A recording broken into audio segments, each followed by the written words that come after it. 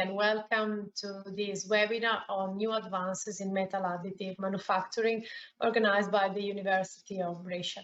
Before starting the presentation, let me thank Dr. Aboulkhair. I hope that the pronunciation is correct. Sorry, I didn't ask you before about that. Anyway, thank you, Dr. Aboulkhair, who accepted to do this seminar online. It was supposed to be done here in our university, but due to the situation, we decided to move it online. And I appreciate she accepted to do also in this way. Because I don't want to steal time from the presentation before starting, just a couple of recommendations. The webinar will last roughly 2 hours with a small break in the middle. It is organized at the end of the speech, also a question and answer session. So I kindly ask you all the participants to switch off the microphone during the presentation and to unmute it only during the question and answer session. I think that we can start now. So I thank you again, Dr. Aboulkhair, if you want to start, and enjoy. You already said everything I had on this slide. So just a very quick reminder, we're going to have a Q&A session at the end of the seminar. During the seminar, feel free to pop your questions in the chat and we will answer them at the end of the presentation. But also you can keep them and ask them at the end using the raise your hand function after we finish. The seminar is expected to last about 2 hours, maybe a bit less, but I'll stop for a break in the middle because I don't want to overload you with a lot of information for a whole 2 hours. No one can take that.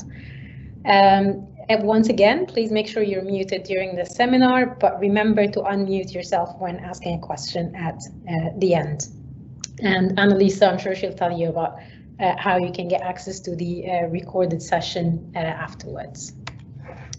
So a bit about me. I was born and raised in Egypt, in Cairo specifically, and then in 2012 I moved to Nottingham to study for a PhD at the University of Nottingham.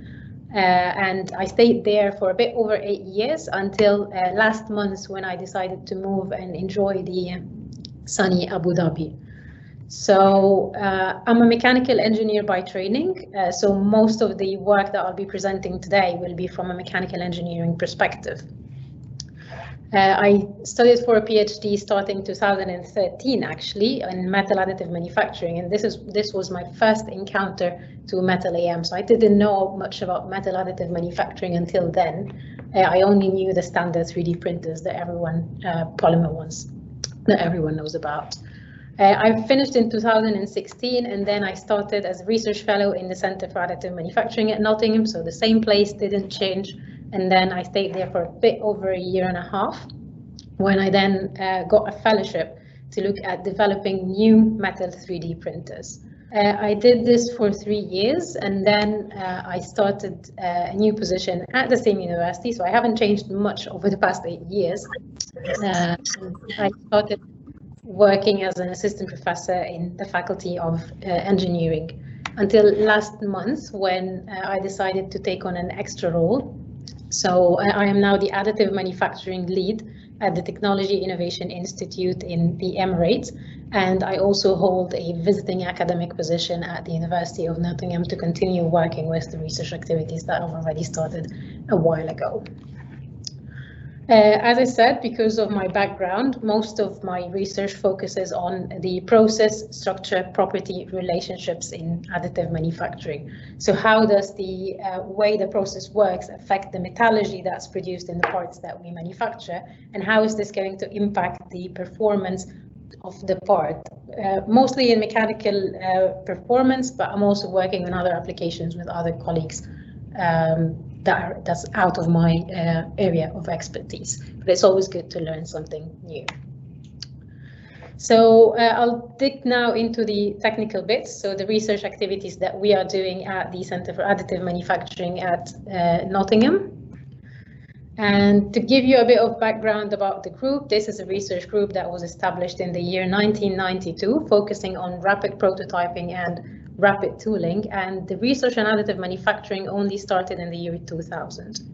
We're quite a large research group of over 100 members of staff and postgraduate students dedicated only to additive manufacturing research.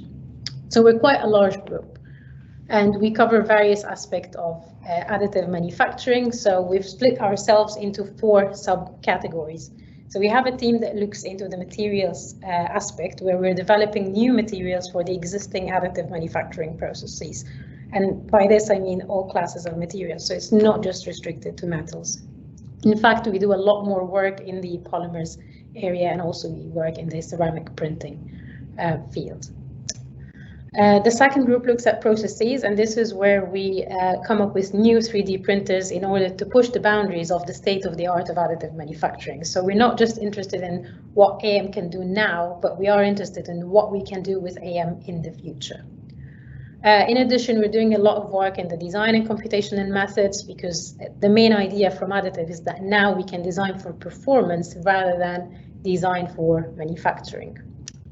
And to complement all these 3 avenues, we have a team that focuses on the characterization, qualification, and certification of the parts that we are making in order to validate them and take them from the lab to fab. Because we're a large group, we 3D print across the scale. So we do 3D printing on the nano, micro, and macro scale, as I said, on all classes of materials, polymer, metals, and ceramics as well. So my work mainly focuses on laser powder bed fusion, and this is what I started working on in 2013. Laser powder bed fusion is also known as selective laser melting, so you'll find that I will be using both terms interchangeably during the seminar. I know that now we should be using L-PBF according to the ASTM standards, but it will take some time to get into the habit of using the right term when we've been used to using SLM for quite a long time.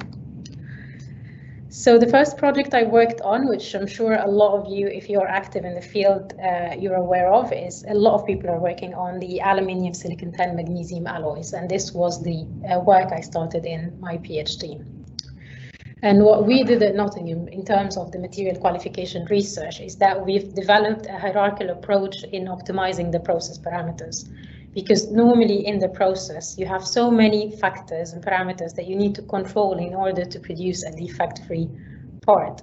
But to optimize the set of process parameters, what people usually do is you print a lot of cubic samples, and then you keep characterizing them and change the process parameters, which means that you can easily print an infinite possibilities of process parameters. So what we did is we do it step by step. So we start by first creating scan tracks, and from these scan tracks, we can survey the laser power while fixing all the other parameters.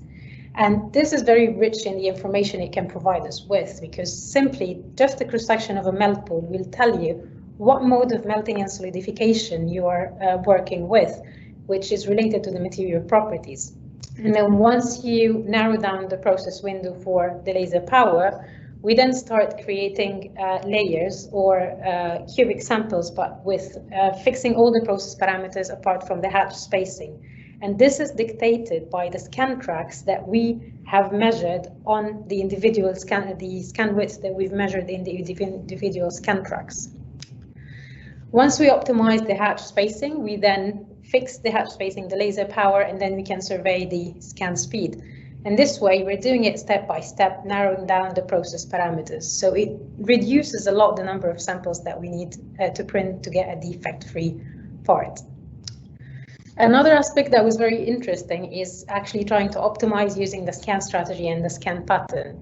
Before this work, most of the work in the literature was studying the scan strategy and patterns in terms of its effect on the thermal profile in the material and how it affects the microstructure and the texture developed in the material. But what we have shown is that actually using the scan strategy, you can control the type of porosity forming and the density of porosity that is forming. So it can actually control also the structural integrity of the samples that you are printing.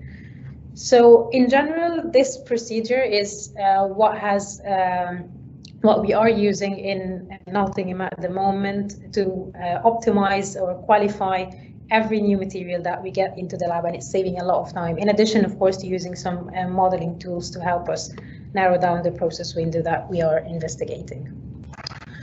And of course, in order to study the process structure property relationship, the next step was to study the metallurgy forming in the part. And you might already know that when you process aluminium silicon with SLM, you get a part that's made up of overlapping melt pools in the XYZ directions. And every melt pool is split into 3 regions. So you have your melt pool core, and outside you have the melt pool boundary, and then further out you get the heat affected zone. So normally you have aluminium cells with the silicon segregating around these aluminium cells. And the important bit here is that laser powder bed fusion can produce because of the very rapid solidification rate, it produces a characteristically fine microstructure, which also gives it a good mechanical properties after that. But because of this characteristically fine microstructure, when you try to heat treat it, which is something that we always do to tweak the properties of a part, what has been done in the literature is people are using the traditional heat treatment procedures in order to and apply them to the additively manufactured microstructure. But the problem here is that the starting point is different. So when you apply a treatment like the T6 heat treatment, which is known as precipitation hardening, the part actually doesn't harden, and this is what we observed here. So instead of hardening your material, it actually becomes softer because of the change in the microstructure, in that the interdendritic silicon, it starts to form dispersoids of silicon instead, which gives you a softer material. So in a way, it's really important here to understand that this field needs new heat treatment procedures that are suited for the characteristic microstructures that we are producing. And to me, it doesn't make any sense that we're just following the same heat treatment procedures that have been developed for different microstructure that have nothing to do with what we have in L-PBF. This was also reflected in the tensile behavior of the samples. So because of the fine microstructure, what happens is that you get a very high strength in the case of aluminium silicon 10. But this high strength is, of course, at the expense of the ductility. So you get a material that has strength that surpasses the die-cast counterpart, which is the typical process that you would use with this alloy, but you get a very brittle material as well. Interestingly, when you use the precipitation hardening heat treatment, which I don't like to call it precipitation hardening, and I usually say that it's a T6-like heat treatment because it's not really doing what the name implies. But what happens is that you lose a little bit of the material strength, but you gain a lot of the ductility as well. So in a way, you're using a heat treatment that's conventionally developed, but you're using it for a completely different purpose as you would in a traditionally manufactured part. We've also studied the fatigue performance of aluminium silicon 10, and I think it's fair to say that fatigue performance is a very difficult thing to do because it takes a lot of time. So just to collect data for this study, it was more than a year. But what we wanted to do here is that we observed that in the literature, people are usually testing samples in a machine state. So there wasn't much work at the time testing as-built samples just out of the machine. And what I've been doing in all my studies is that I've always been testing samples out of the machine, because if we're trying to sell the additive manufacturing process as a net manufacturing process, we shouldn't tell people these are the properties of the machine part, because it will be different. And I cannot tell people that I'm giving you this process that can produce features that are otherwise unachievable, but actually you need to machine them afterwards. How am I going to ask someone to use lattice structures or a topology optimized part and then tell them to get a decent mechanical performance? You have to machine them. So it actually invalidates the business case that we have for additive manufacturing here. And that's why in the fatigue study that we have done, we were really interested in the absolute performance, but also on the effect of machining on the performance of the sample. So we've tested some samples in the as-built state, and then we machined some other samples and tested them using the same procedure. And we have observed that actually the fatigue performance does not improve significantly once you machine the samples, which defies a lot of the claims in the literature that you always have to machine the samples because of the poor surface finish. In fact, normally in the case of aluminium silicon, you get a rim of porosity around the edge of the sample. And this is probably because of scanning the contour and the core of the sample that you get this rim. So what happened is when we machined the samples, we actually revealed these pores. So instead of being subsurface pores, they've become surface pores.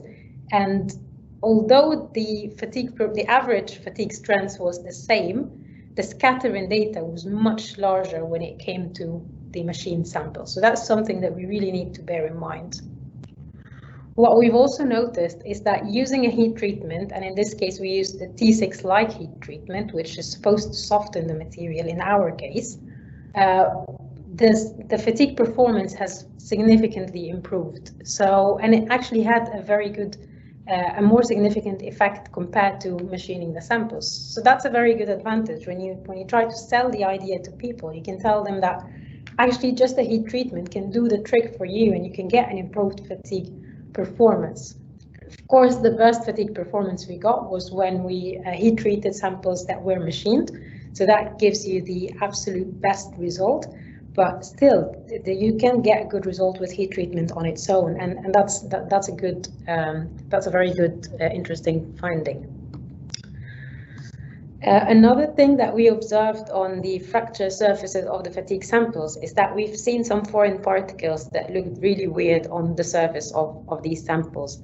And when we did chemical analysis of them, we found that the composition of them, it was quite rich in magnesium and in silicon.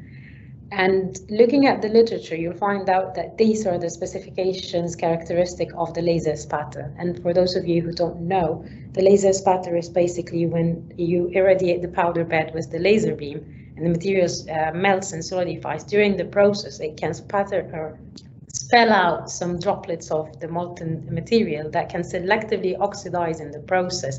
And these could land on the powder bed, or they could land on a neighboring part that you're still going to scan, which is what happened here. So it landed on a part that was scanned and it was incorporated in the part, but it was not melted and infused in the material.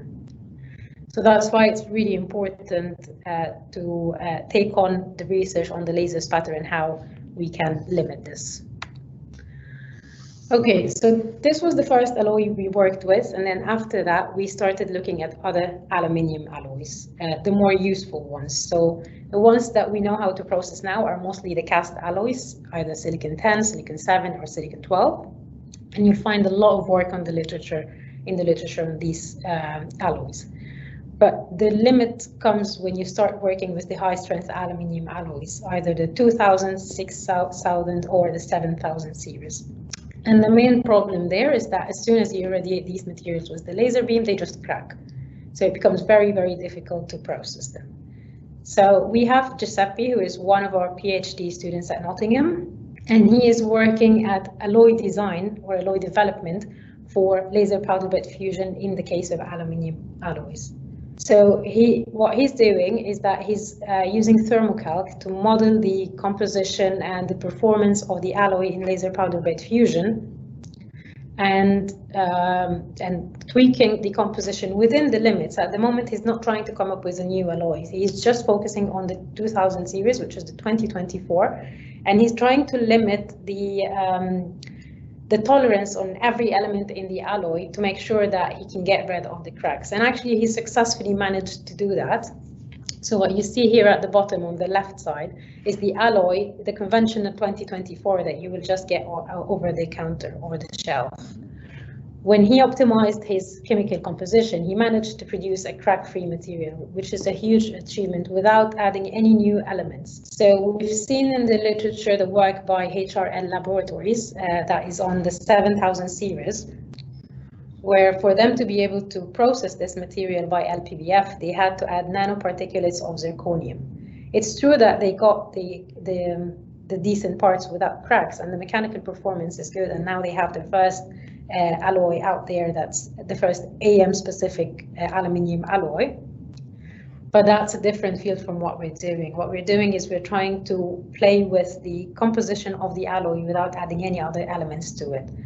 And yeah, we have some very good results from this study that we'll be publishing really soon. Another L-PBF project is the one led by our PhD student Julan, and this lies more on the functional side of additive manufacturing.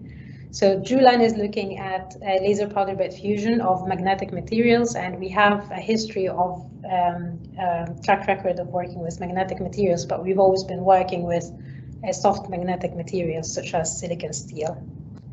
But Julan was our first student to actually take on a hard magnetic material, and she's working with the neodymium iron boron alloy, which if you do a quick search in the literature, you find out that it's a painful alloy to process because it cracks like crazy. So you can see here when she surveyed the process parameters, it was very difficult to even get a part to print, to get a sample at the end. Normally you just get lumps at the end, and it took her 2 years, or a bit over 2 years actually, to get a decent part out of this material. However, over the past year, ironically in COVID times, it was the golden time for her for her PhD, so she managed to optimize the process parameters, and not only is she now printing samples that are crack-free, but also her understanding of why these cracks are forming has enabled us to print defect-free parts, and we can play with the process parameters to print a magnetic part of the machine. So that's a very interesting finding, and again, this will be published quite soon, so I won't be able to show more data on the magnetic performance of these parts. But one of the things that helped Julan fix this issue of the cracking behavior of the material is that she started to understand why are these cracking forming in the first place, so that we can get rid of them using the thermal experience in the process. How can we control the thermal profile to get rid of these cracks? So what we found in this study is that there are two types of crack. Some of them are formed at the melt pool boundaries, and these form from the residual stresses due to thermal stresses in the material or due to phase transition during the melting and solidification. And the second type of cracks forms at the interfaces between the main phase forming in the material and the precipitates within the core of the melt pool. So this was driven by the dissimilar coefficient of thermal expansion and the number of precipitated phases. So this alloy has much more phases with higher content that cause this problem. And once she managed to play with the process parameter, it's the understanding of the cracking formation mechanism that has enabled us to produce defect-free neodymium iron boron magnets in the as-built state. The last study on the conventional ways of using additive manufacturing was an MSc project by our student Chinmay, who worked on a topic that I think is very important for the applications of additive manufacturing, which is the correlation between the feature size and the process parameters. Normally, when we optimize the process parameters, we do that for 5 by 5 by 5 or 10 by 10 by 10 cubes. And we tell people, okay, we've optimized the process parameters. Now we can print this material in our labs. But the problem here is that because of the thermal profile and its correlation to the cross-section of the part in each layer, it's quite difficult for me to understand how can you say that a set of process parameters will work for 10 by 10 and it will also work for very fine features or much larger features. So we had this idea of printing samples of different sizes, and in this case we've ranged them from 1 to 5 millimeters, and then we evaluate the porosity content or the defect content. In this case it was titanium 6,4 alloys, titanium 6 aluminium 4 vanadium. And we've also printed some tensile test specimens and tested the performance to see if there is any correlation. And as we expected, you can see here that as the part started going smaller from the standard 5 by 5 by 5 for which the process parameters were optimized, you can see how the defects content has increased significantly. So if you think of how is this going to affect what you're doing, it's, let's say you optimize the process parameters, you print your cubes, fine, the next step is you're interested in lattice structures. If you use this optimized set of process parameters to print your lattice structures, the quality that you get will be very different. And of course, it will be different in terms of the porosity and defect content, and it will be different in terms of the mechanical properties. So if you only attribute the change in the mechanical behavior to the lattice type or the lattice density or the design of your lattice, then you're not doing justice to the lattice, because it's actually the process parameters and the quality of the sample that's making a massive difference here. And this was also reflected in the mechanical properties of the parts, because of course, if you have more porosity, you're going to get the premature failure under tensile or even under cyclic loading if you expand to that. So in a way, we really need to have a way to capture this change, and how much would the set of process parameters be applicable to a part, and when would we need to change that? It's a very complicated process, but I think there is a lot of research efforts that should go down that route to be able to change the process parameters on the fly to avoid such problem. Because if I have a part that's a complex between a solid part and a lattice structure, I should be able to change the process parameter in one layer to avoid the formation of defects in one part over the other. So that's the work on the conventional, using conventional alloys in additive manufacturing, but also I have a lot of interest in working on the material design in laser powder bed fusion. And just to clarify, the difference between material design and alloy design is that in alloy design, you're designing an alloy from scratch that you're going to atomize and use it as pre-alloyed powder in the L-PBF process. Whereas the material design, you're using the pre-alloyed powder and you're adding elements to it to use the L-PBF system to do in situ alloying of the material. So you're changing the composition during processing and not pre-processing. So this is what this part of the presentation will talk about. And this stemmed from trying to process aluminium, pure aluminium in our labs. And at the time I used a very small system, which is a Realizer SLM50, and the highest laser power capability on this machine is 100 watts.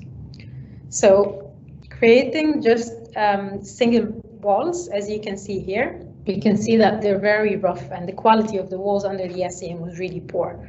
But they can stand and they can be printed. However, when I tried to print cubes, that's what I got. It's just a lump of material and no cubes at all. So it was very difficult to process pure aluminium in a range of process parameters in this machine. And this is when I started thinking, why not try in situ alloying? We know that the problem with aluminium is that it has a very low absorptivity and very high reflectivity. So why not try to mix or coat aluminium with another element that has high absorptivity? And because of past experience with carbon nanotubes, I decided to try it first with carbon nanotubes and see if we can actually make use of the high absorptivity of aluminium to absorb the laser energy and transfer it to the aluminium in the powder bed and improve the processability using this energy transfer between CNT and aluminium. In addition, carbon nanotubes they're usually used to strengthen a material because of their characteristic architecture or because of the carbon reacting with the aluminium to form aluminium carbide. So in a way, we can say that we'll try to hit two birds with a stone.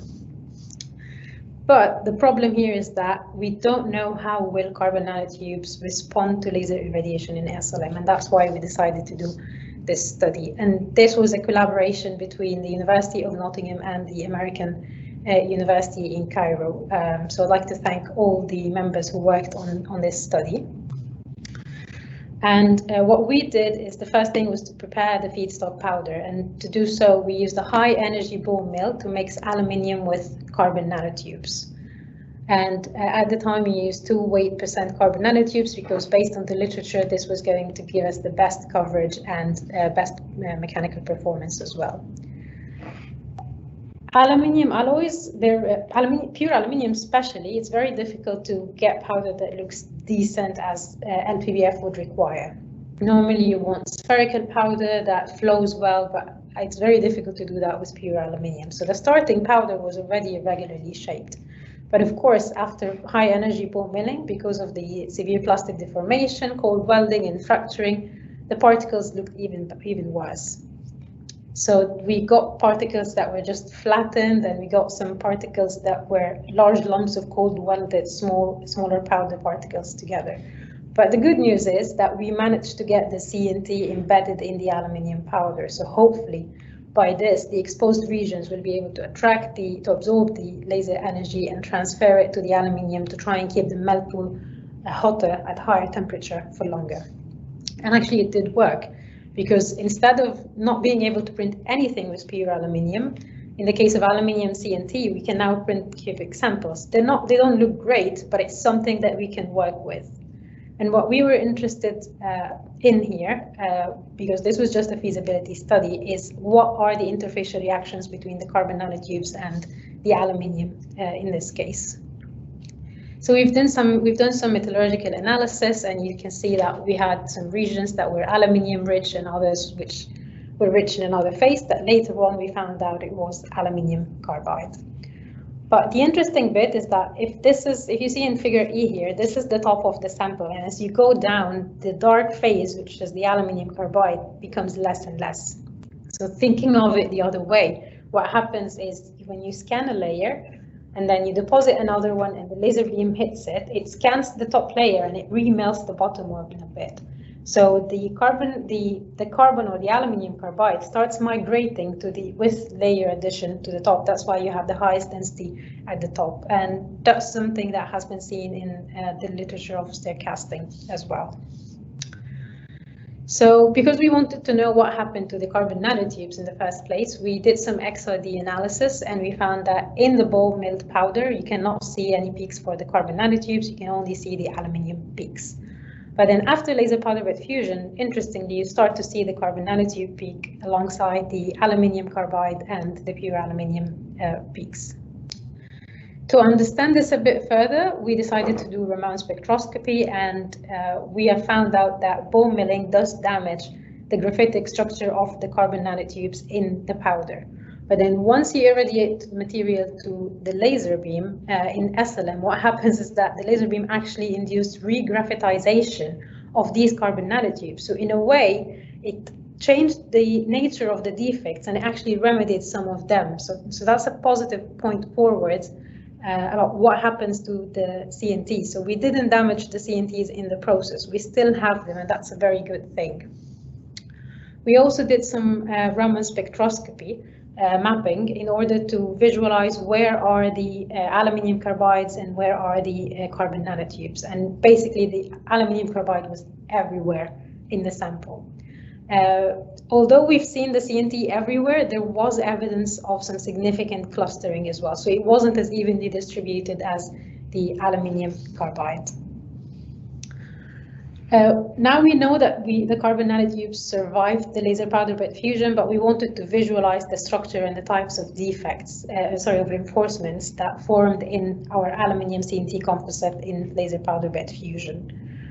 So we used high resolution TEM, and we found out that actually the aluminium carbides that we have, there are two different types of aluminium carbide. One is the needle-like and the other is the hexagonal. And the way these form is completely different. So the needle-like aluminium carbide forms by direct precipitation in the melt, whereas the hexagonal one forms by dissolution precipitation. And we only managed to understand this consulting the welding literature, where this has been observed in some of the welding work as well. So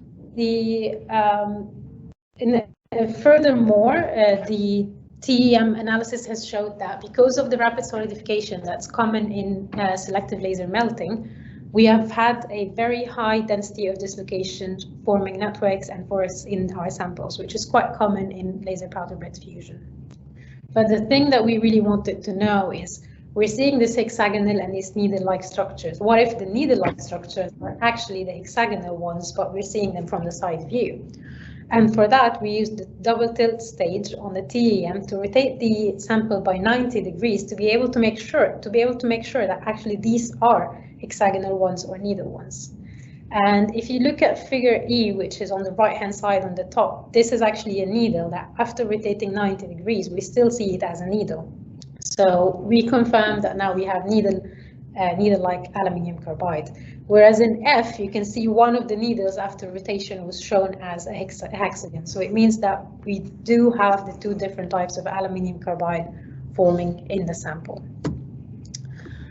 We wanted to be able to see the carbon nanotubes just because we know that they're there from the Raman spectroscopy and from the XRD, but we wanted to be able to visualize them. So it took hours and days on the TEM and the SEM to try and find these carbon nanotubes. And I must say that we were successful, but I would say that these are the only two images that we had that we can see the CNTs in. So they're very precious images to us. So here you can see one CNT poking out of a hexagonal aluminium carbide. And here you can see an aluminium carbon nanotube actually embedded within a needle-like aluminium carbide and connecting to a hexagonal one. So I think this image is really beautiful because it captures everything in this material in just one image. So it was really cool to be able to find that in the sample. We've also studied the texture of the material because we know that AM typically produces materials with strong texture, but that's not the case for aluminium alloys, and it wasn't the case here. Although if you look at the large area EBSD pattern, you will see that we have very long columnar grains. But the thing is that when you zoom in, these columnar grains are actually made of very fine equiacts of cells. So that's why we couldn't detect a specific texture in the material. Okay, so at the moment, if I can just ask everyone to mute their microphone, please, just a reminder. So at the moment, we know that the concept of in situ alloying and material design can actually help us improve the processability of materials in laser powder bed fusion. But the problem is the process we used, which is high energy ball milling, is not the best suited for the successive deposition of powder layers in SLM. So we need to find new approaches to prepare the powder feedstock, either prepare it on a large scale or high throughput screening methods, just to screen the powder compositions first, and then we can think about the mass production. And to do this, Chinmay, who finished his MSc and then started working for us as a research assistant, he started looking into the matter. So at first he did some simple mixing, which is basically putting the aluminium and the carbon nanotubes in a turbulent mixer and mixed them for 24 hours. And of course, as expected, there was very poor mixing between them because we couldn't break the clusters of carbon nanotubes. So we just had lumps of carbon nanotubes sitting within the aluminium powders. He also used satelliting, which is a method patented by researchers at the University of Nottingham, that basically you have a parent metal, which we call the carrier, and then you decorate it with finer particles that we call the satellite. And the way we stick them together is simply glue. We're using PVA to stick them together, and then we dry it in an oven to evaporate the PVA. It has worked with mixing elemental titanium, aluminium, and vanadium for SLM, but in the case of carbon nanotubes, although we did get some coating, so if you really, I think you might need to focus a bit more to see the carbon nanotubes here, pointing towards them with the green arrows, but we did get some coating of the aluminium particles with carbon nanotubes. However, when you have these clusters of carbon nanotubes, it was hard to break them down. So I would say this wasn't still the best process to mix aluminium with carbon nanotubes. He's also tried polyester binder assisted technique, which is a bit like the satelliting in principle, but you use different types of glue to stick your satellite to your carrier. It showed a bit of improvement in terms of the coating, but still it's nowhere near what we can use in laser powder bed fusion. But we are taking this research forward to see if we can tweak the process a bit more and tune it to be able to use the powder in laser powder bed fusion. An interesting trial that we did with a coating company is actually using chemical vapor deposition to grow the carbon nanotubes on the metal powder. So we use the particles as substrate for the growth of carbon nanotubes. The image on the bottom right corner actually is very nice because it shows the particle and then the carbon nanotubes growing on the powder particles. So in theory, this is what we want to achieve. Because this was just a crude trial in the beginning, the tumbler speed that we used or the parameters of the coating were not optimized. So what happened is that the metal powders sintered together. So we can still not use this powder in SLM, but it shows that it is a viable route and that we're going to investigate further in the future to prepare powders for laser powder bed fusion.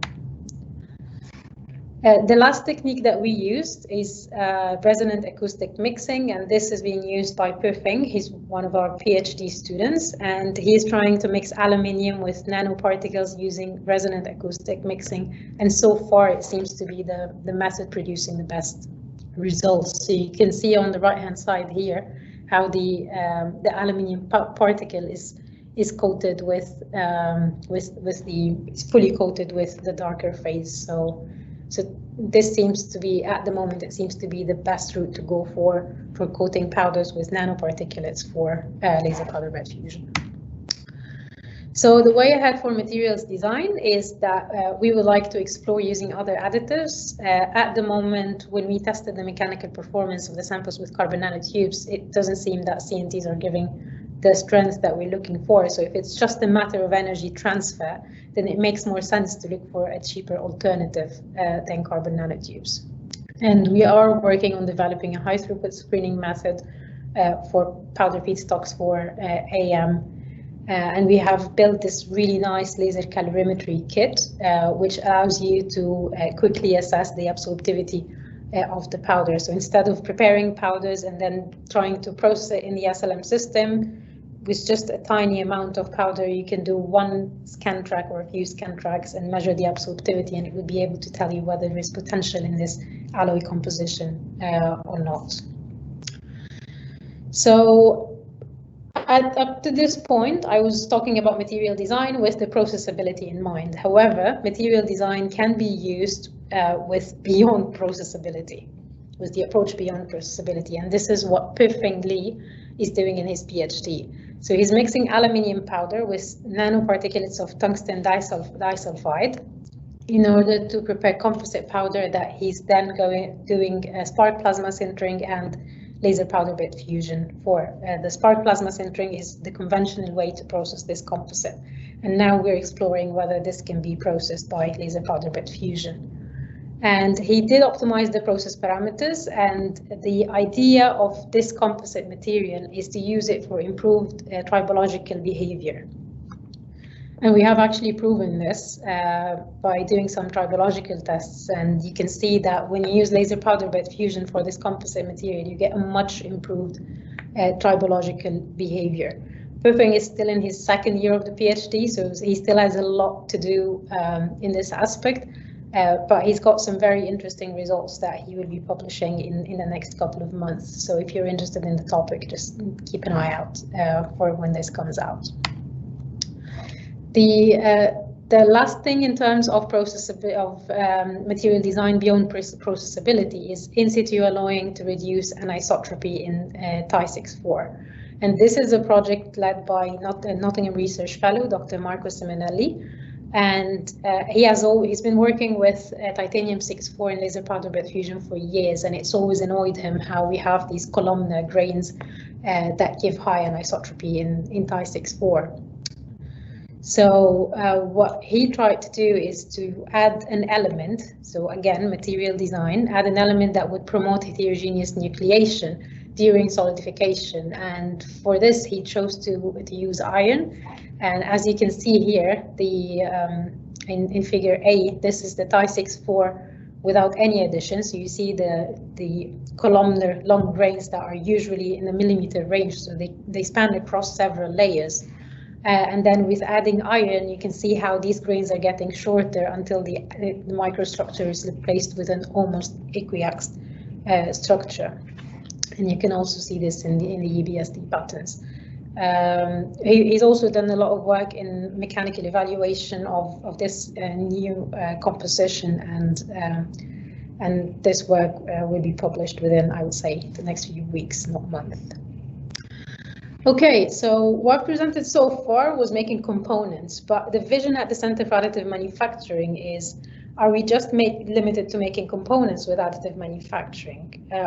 I don't think so. We believe that there is a lot of scope for multifunctional, multi-material additive manufacturing. So we would really like to be able to print a part like this with different materials, different classes of materials, not just different materials within the same class, but we wanted to be able to do a function.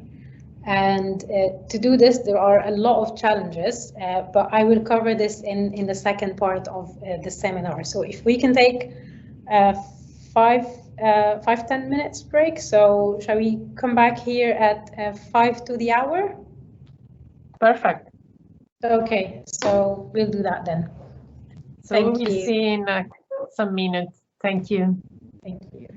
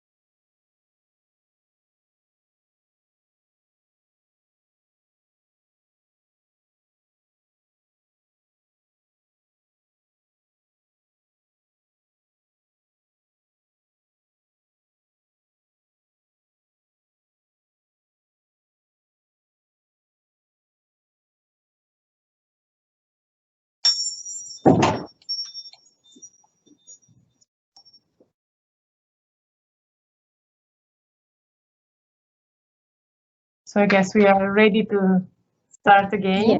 Yes. Thank you. Okay.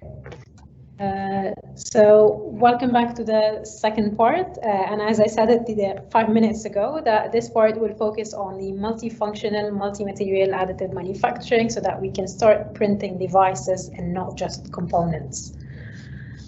So this work is stemming from a grant we have at the University of Nottingham, a program grant called Enabling Next Generation Additive Manufacturing. And the vision of this project is to move beyond the state-of-the-art single material additive manufacturing processes towards the controlled, spatially resolved co-deposition and in-process functionalization of multiple materials, both structural and functional in 3D.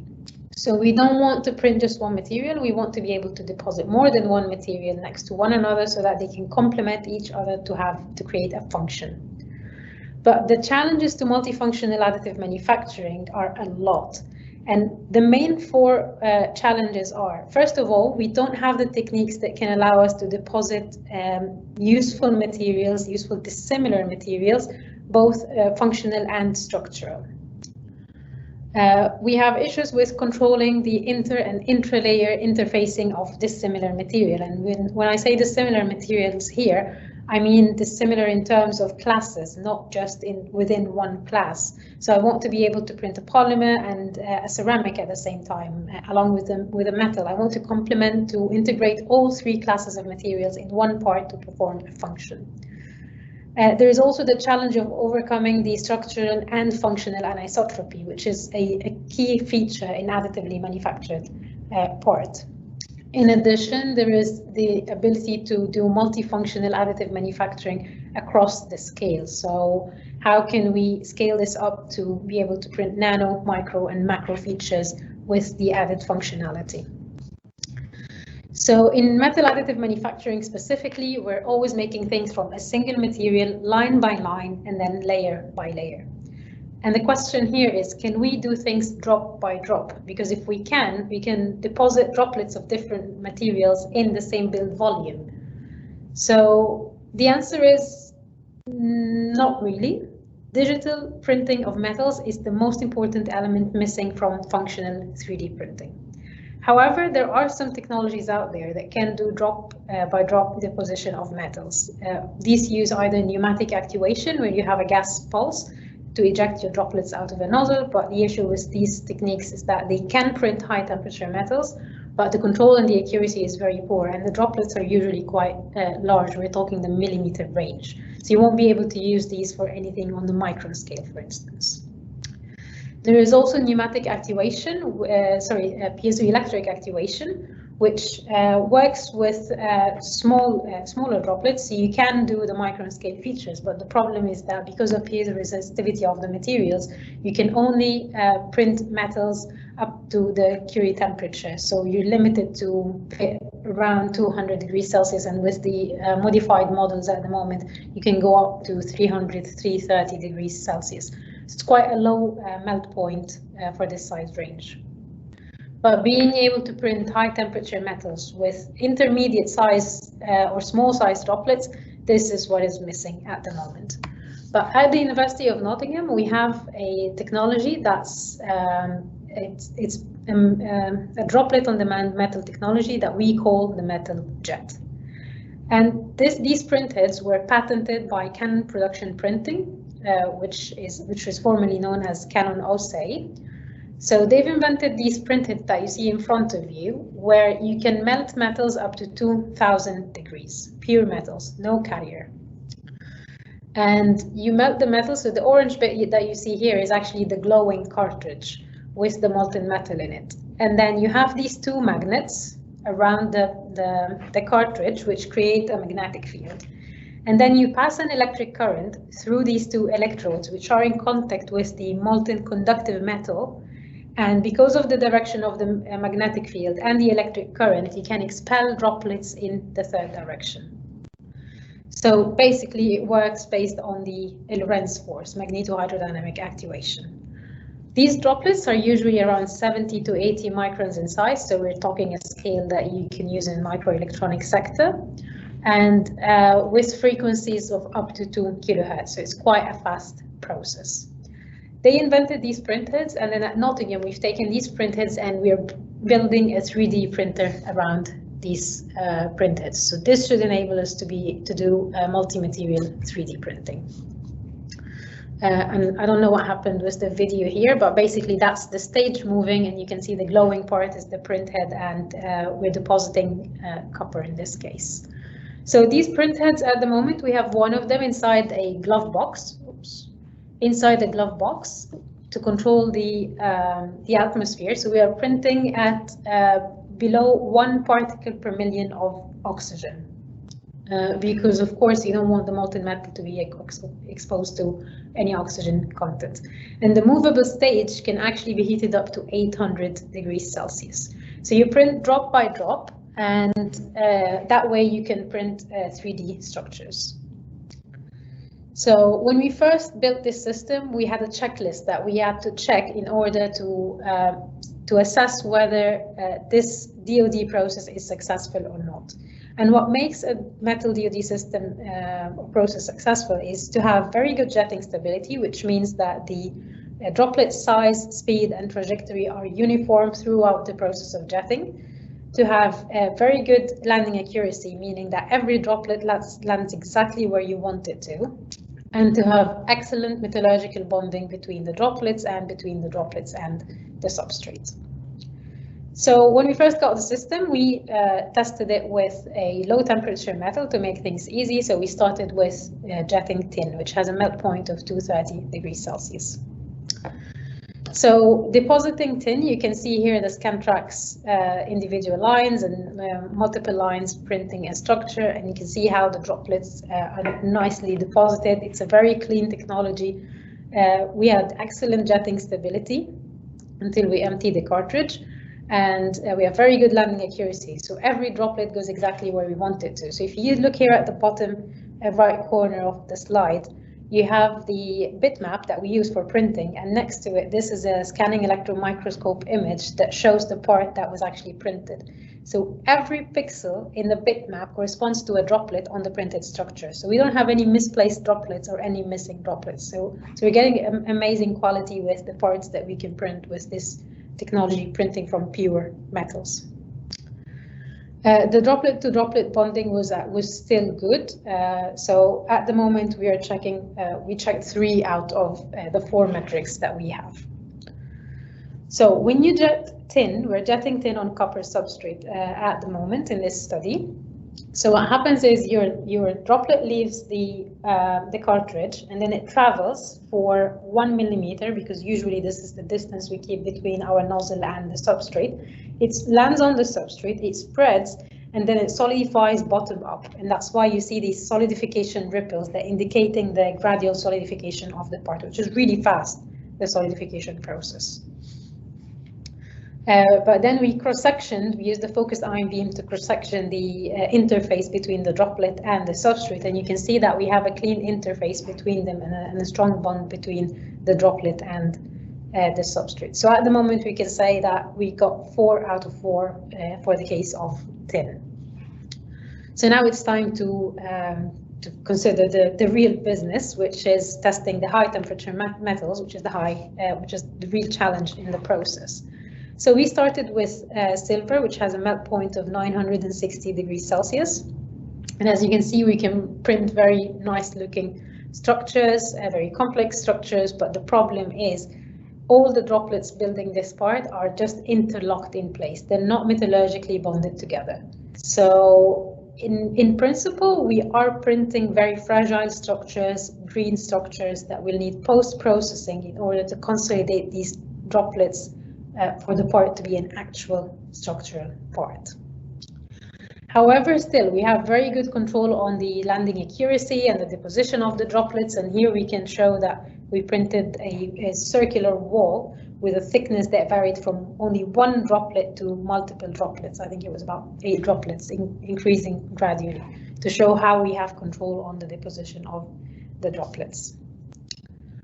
And studying the interaction between the silver droplet and the copper substrate, we found out that when a silver droplet lands on the substrate, it spreads just exactly like the tin one, but it doesn't stay in place. It doesn't bond or wet the substrate, and so it recoils back, forming this donut-like structure. And in the process of doing this, actually, it peels a very thin layer of the copper substrate that surrounds the silver droplet. So the silver droplet is surrounded by a very thin skin of copper. At first, we thought that this could be the reason why the droplets are not bonding to one another, but then we printed on an aluminum substrate and we found out that the droplets still didn't bond to one another, despite not having this peeling effect. So it's something that has to do with the energy in the droplet because of the jetting parameters that we are using. So we decided to focus our research on two parallel avenues, in situ and ex situ consolidation. For the ex situ process, what we did is we used the droplet on demand to our advantage. So instead of just depositing the droplets uniformly next to one another, we decided to stagger them. And by staggering them, you increase the area of contact between every two neighboring droplets. So once you do ex situ processing by heat treatment or sintering the part, then the increased surface area will allow for more necking between the droplets, so you achieve better consolidation. So this is doing the improvement ex situ. In situ, we're working on changing the jetting temperature and the substrate temperature, which is something I'm going to cover in a couple of slides. So because we're just stubborn, we decided that silver is not enough. We're even going to go higher in temperature. And this image really represents the state that we have with the metal jet technology in terms of copper jetting at the moment. This is where we started. So that was actually supposed to be a wall, and all we got was just a lump of droplets that are not sticking to the substrate or to one another. However, this was because copper is highly reactive in the atmosphere that we were jetting in. So it was reacting with the nozzle, the nozzle of the cartridge, forming slag, which partially blocks the nozzle. And so the trajectory of the droplets deviates, and after 30 minutes of jetting, it blocks it completely. So when it does that, you just lose the jetting. So we introduced tighter control on the atmosphere, and we started to jet at under 1 ppm of oxygen. And at the moment, we can print 3D structures in copper, which is a huge achievement, because copper is very challenging to process using other additive manufacturing techniques unless you use inkjet printing, which is not really a pure metal printing process. So there's still a lot of work going in the area of copper metal jetting, but because our structures are very fragile, as I've shown you in the case of silver and copper, we had to come up with new ways to characterize the droplet and the droplet to substrate interface. Because we cannot hold our samples and prepare them metallographically by polishing or whatever, because it's just going to crumble into pieces. So for that, we have one of the researchers on the NextGen AM project, Gustavo, and he decided to try to use the focused ion beam to actually cross-section the droplets in the SEM and image them using the ion beam instead of having to polish them outside. So the advantage of this process is, or this methodology that he has nicely developed, is that now we can study the droplet-droplet interface, as you can see here.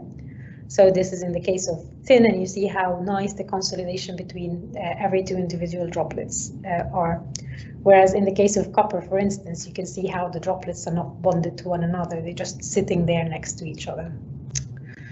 And we can also cross-section in the orthogonal, in the perpendicular view, so that we can study the droplet to substrate interface.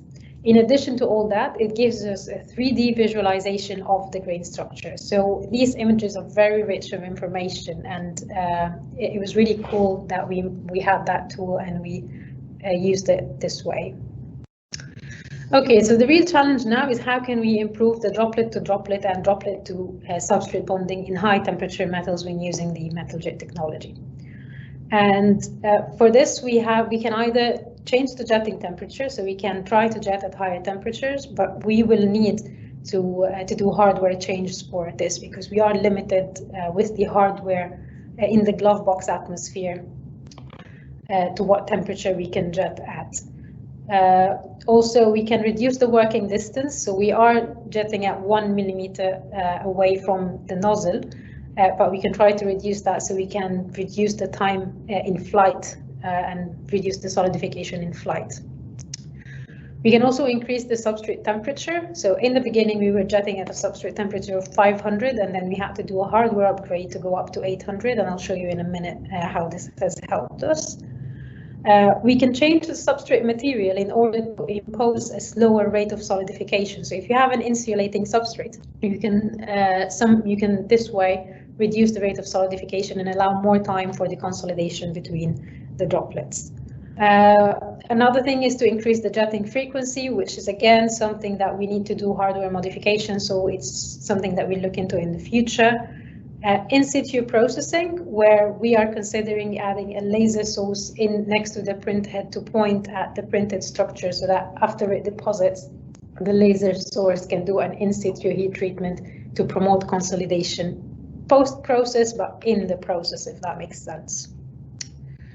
The last resort would be to change the droplet size. So we are jetting droplets now that are between 70 and 80 microns, which is what we want for the state-of-the-art microelectronic components that we have in mind in terms of an application. But we can always try to make the droplet sizes larger, and then we'll get rid of a lot of the problems that we have at the moment. An example for this is the VEDA system that was recently acquired by Xerox.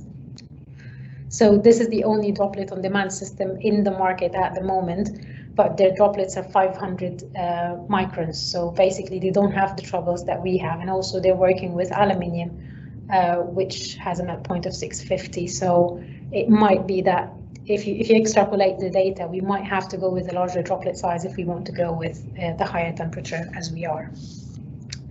So we tested increasing the jetting temperature and the decreasing the working distance within the limits that we have in the system. So for instance, with printing silver, we managed to go all the way to 1220 degrees Celsius. And as you can see, increasing the droplet temperature, decreasing the working distance, the consolidation has not improved. But we cannot see any evidence for bonding between the droplets. But what we can see is that there is a change in the morphology of the droplets, which means that the solidification regime is changing. It's just not changing enough to promote the diffusion between the droplets. So we still need to do more research in this avenue. We've also used dielectric substrates, alumina and aluminium nitride, to extend the solidification time. So far, this has not shown us any improvement in the bonding. The only thing that we've seen is that we have different wettability when depositing copper droplets on these two different substrates. So that's a route that's a bit challenging for us, and it has been ranked down in the process. We increased the substrate temperature. So first we were jetting at 400, 500 degrees Celsius, depending on the material. Now we've extended this to 750. And as you can see here, for the case of silver, for instance, you can see the line that separates the droplet from the substrate. Whereas once we increased it to 750 degrees, this line has disappeared and the bonding between the droplet and the substrate has been promoted. The same for copper as well. So it means that there is scope there to promote the bonding by increasing the substrate temperature. At the moment, the hardware is limited to 800 degrees, but we will be doing hardware changes to raise this further. Ideally, we need to go up to the sintering temperature of the droplets that we are depositing, but of course, the higher the temperature, the more challenging it becomes. So to sum up the work on the metal jet technology, we can say that for low temperature metals, we have very good landing accuracy, excellent jetting stability, and droplet to droplet bonding. But then the droplet to droplet bonding is compromised significantly once you move on to the high temperature metals. We have identified a lot of avenues that can help us improve the bonding issue that we have, but all this is ongoing research at the moment. So we have a few grants that are working at improving these issues in the metal jet technology. And the work that we are planning now to investigate these parameters is for a change guided by modeling efforts. So before we were just working in the dark, trying things and see if they would work or not. But at the moment we have a PhD student, Negar, who is developing a thermomechanical model to advise us and give us a more educated guess of what is it that we need to change in order to improve the bonding between the droplets that we have. Furthermore, because the system we're working with now has only one printhead, we had another system that had 4 printheads at the same time. So we could do the multi-material printing. We have Shang Guin, who is a new PhD student, who will be working on transforming the multi-material head system to be glove box based, because the previous one was not glove box based. So we had a lot of issues with oxidation on the cartridges that we are using. So hopefully in the near future we will be able to do more of the multi-material work that we want to do. So here is an example, a very crude example for printing the University of Nottingham logo using 2 materials. In this case we used silver and tin to demonstrate what we want to do with this project. So ideally we want to have the color metal printer, and we seem to be making very good progress towards achieving that goal. Once validated and once we solve the so many problems that we have, which is typical of developing a new technology that's doing something that the state-of-the-art additive manufacturing can achieve, the applications for metal jet will span across different fields, including flexible electronics, advanced electronic components, biotechnologies, and intricate metal 3D components. But most importantly, we will be able to print devices rather than components. And what we want to do with this research, so at the moment we're focusing on the metal jet, but there is another team focusing on polymer printers and equivalent ceramic printers. So we want to incorporate all these technologies in one system that can actually do the multi-material printing across the classes of materials. So that's the vision that we have, but we'll see when we'll be able to achieve that. So because it's developing a new technology, it's really a pain to work with, and most of the time you're just firefighting a system. So I want to say thanks to the team members, because it's definitely not a one-man job. So thanks to Richard, Marco, Mark, and Negar for the amazing effort that they're putting in this project. So this is it in terms of what I wanted to talk about for the research activities that I've been involved with the University of Nottingham over the past 7+ years. And that I will still be continuing working with for the next few years as a visiting academic. But now I'd like to tell you a bit about the new institute that I started working in last month.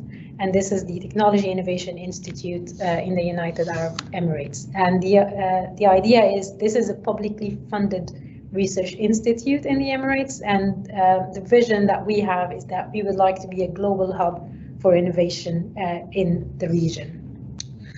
So the Research Institute is divided into 7 research centers covering quantum technologies, autonomous robotics, cryptography, advanced materials, digital security, directed energy, and secure systems. And myself, I am based in the Advanced Materials Research Center, which is made up of 8 research groups of research teams, one of which is the additive manufacturing research team. So the team is still growing at the moment. It's just 6 of us. 2 are still joining us over this month and the next month.